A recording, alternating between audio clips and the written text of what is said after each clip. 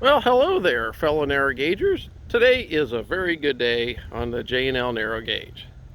Here we have the red one is number 57 and the green one is number 60.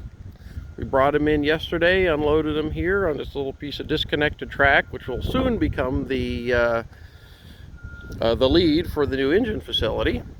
And I thought we'd take a little look at the locomotives that we waited for so long to get here.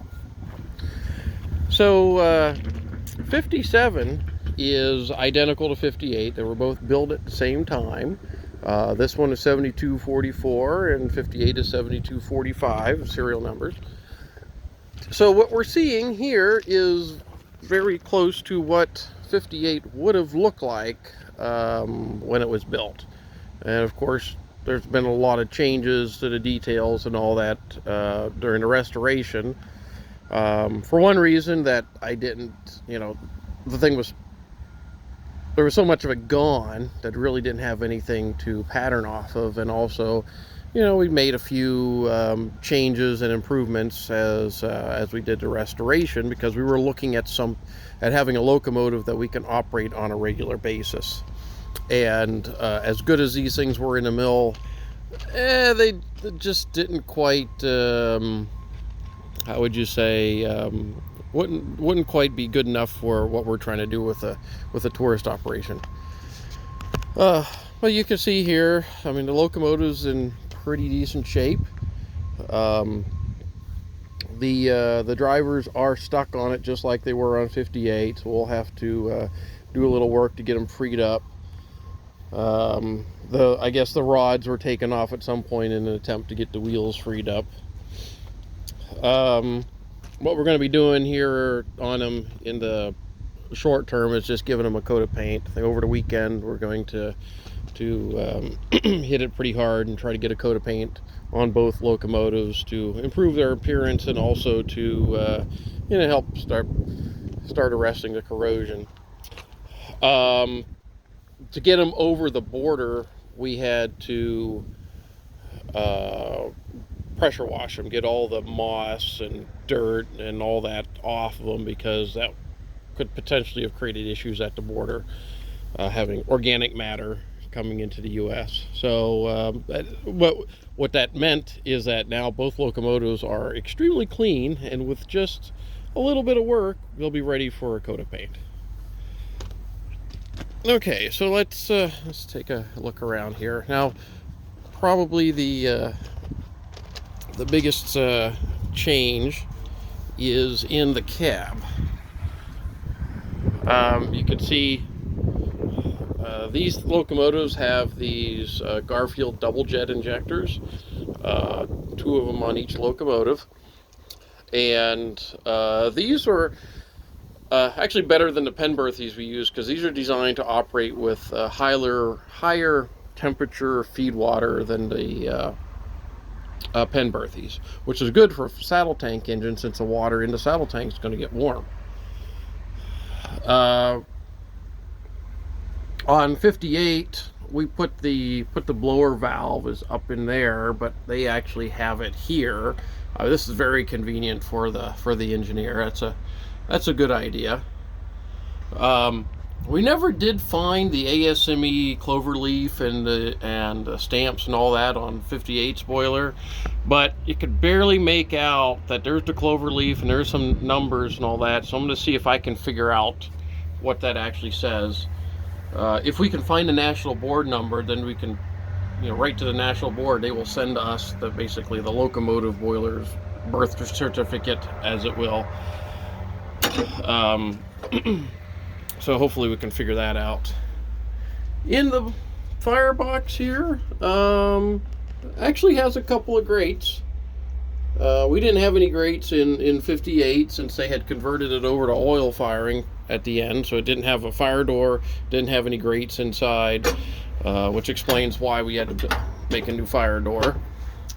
Of course, it didn't have the shelf either, so there's what the original shelf would look like.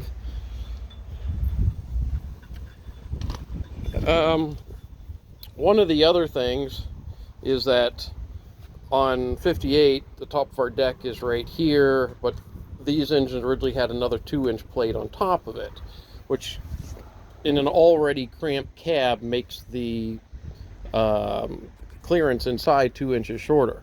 So I purposely did not include that piece of plate when we did the restoration. I'm glad we didn't put it in there. You can see the just forward and reverse, no cutoff. Later locomotives had cutoff.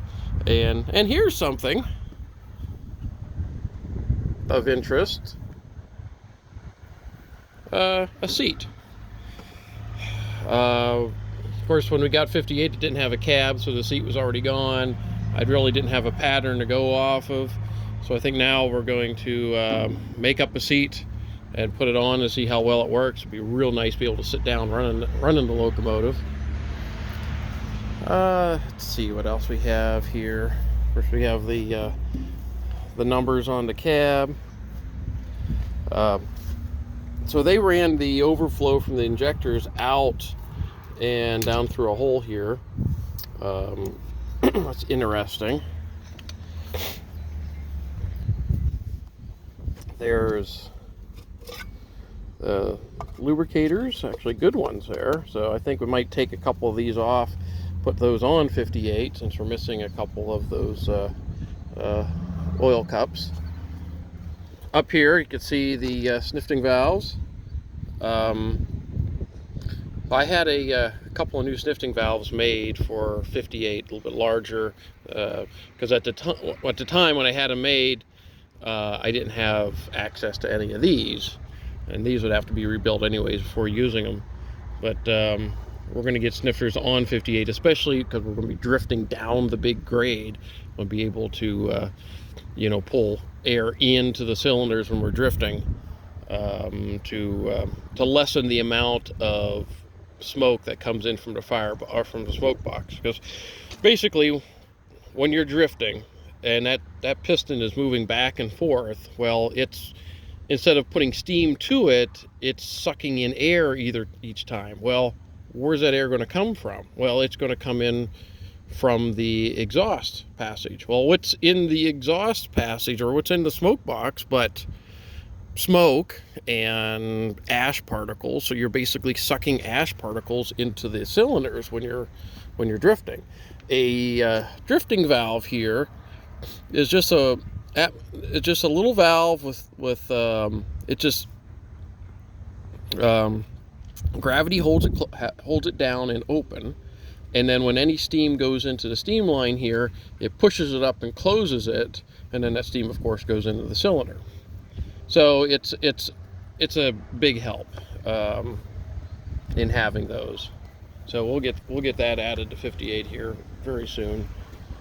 As you can see, the side rod's torn apart here. And now we get to 60. Now 60 was built 4 years after 58 and 57. Meaning that in the intervening 4 years, of course, they had the drawings and all that and how to build these things. But, some of the little details of where to put individual components, all that changed, and also a few other things changed. And it's interesting to have, the same identical locomotive built a few years apart, and so you can compare how the builder built it at that later time period. About the biggest change that I found is that instead of the cast bracket for the radius rod or the link here, they made it out of a weldment. So this is just 3/4 inch, 1 inch plate as a weldment there. There wasn't really too many other big changes. Let's see here in the cab. Oh, here. So originally they were supposed to have this side door, so you could open it up and gain access to that side of the boiler. In the general arrangement drawing, it mentions it, or actually the drawing of the cab mentions it, but also mentions that door was removed for the last 2 locomotives that were built. Apparently, as judging by the fact that one there is welded together, it probably wasn't all that useful. So in the cab here of 60, let's see, this one here has the original sight glass. Of course, you've got the Garfield injector over there. Of course, it has notches, more notches on the Johnson bar. Got a few more grates in here. Let's see. Also has a seat. Has a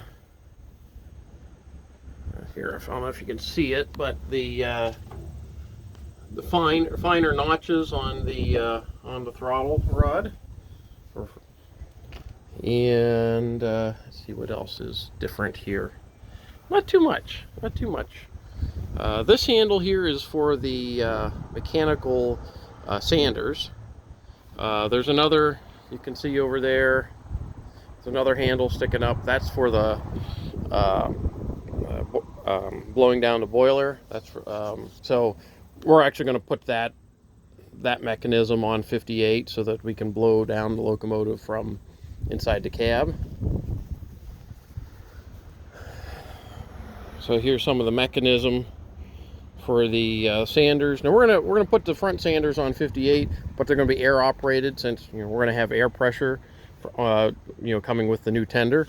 And I'll just put 2 air sanders on it, and we can eliminate a lot of the mechanism, which we can't use anyways because of some of the other changes we made to the locomotive.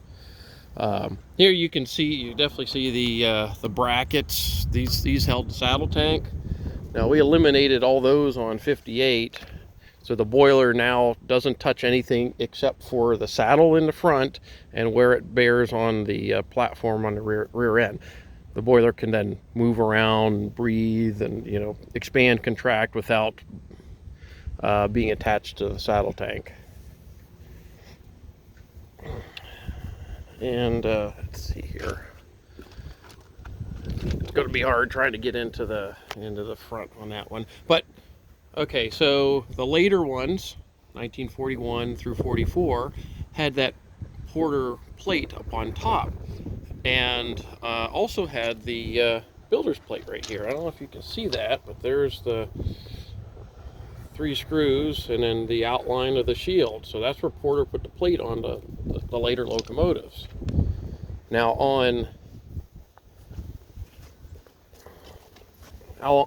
on the first couple of them, they put them here, and there's this is where the shield would have been. And so the earlier plates were curved to fit here, and the later ones were flat. And until yesterday, although I had seen, and we have one of the flat builder's plates, I had no idea where they put it on the locomotive, but now we know. All right, here, let's see, can we get into this one? Go. Well, got some leaves, maple leaves, of course, from Canada. Actually looked in pretty good shape because both of these locomotives had stack caps I think for the whole time they were in Canada, maybe even before that. So, I mean, hallelujah. we got some stuff to take care of here. But for the most part, there isn't the amount of corrosion in these 2 smoke boxes that there was in 58. So it may be that once we dig into all this, that the doubler plate's good enough shape, but we won't even have to replace it. Well, we'll see. Again, here, everything looks pretty good, identical, to the way 58 was. I find it interesting that they had faced this in a mill. You can see where it's kind of notched in a little bit. So they faced this so it would be dead flat, so that the smoke box door would fit on there with a tight seal. So apparently the plate that they were buying, just had the mill finish on it. And then, what I had to do on 58 was had a piece of 4-inch plate made that was the entire height here. On these, they were actually built where this plate is separate from these, and this is welded to the front of boiler. Well, instead of doing this, we welded a flange to the front of the boiler and bolted it to the plate, and the plate is welded to the frame. And then they had these, what is that, 8-10 inch thick steel plate that was burned out and then stacked on top of each other. Well, there's no way we could have done that. So, we did a little bit differently with that fabrication up front, made out of 3/8. So, yeah, that's a basic little look around of the locomotives here.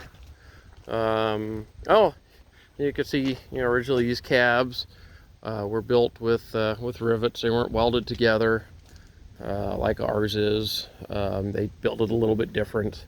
Actually, not quite as thick. I did ours in 1/4 inch. This looks like 1/8 inch or maybe 3/16.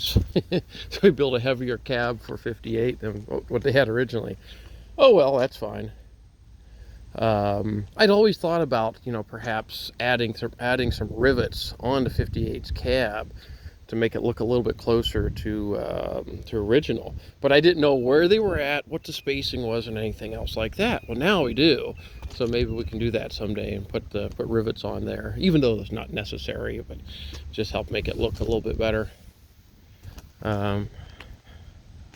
So, yeah, I'm tickled pink that these things are here now.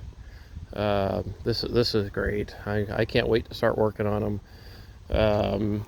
There's no reason why we can't restore these two engines. I mean, we did one in far worse shape than this. These are all here. Not really seeing anything on them that would preclude, an operational restoration. I mean, why not? I'd love to have 3 of them here operational. So I think that's what we're probably going to do. If it's my guess, I think we'll probably start on 60, do 60 next, just because it's a later locomotive and has a few of those little differences. And 57's identical to 58. So let's do the one that has a little bit more differences to it. And then we can tackle 57 later on.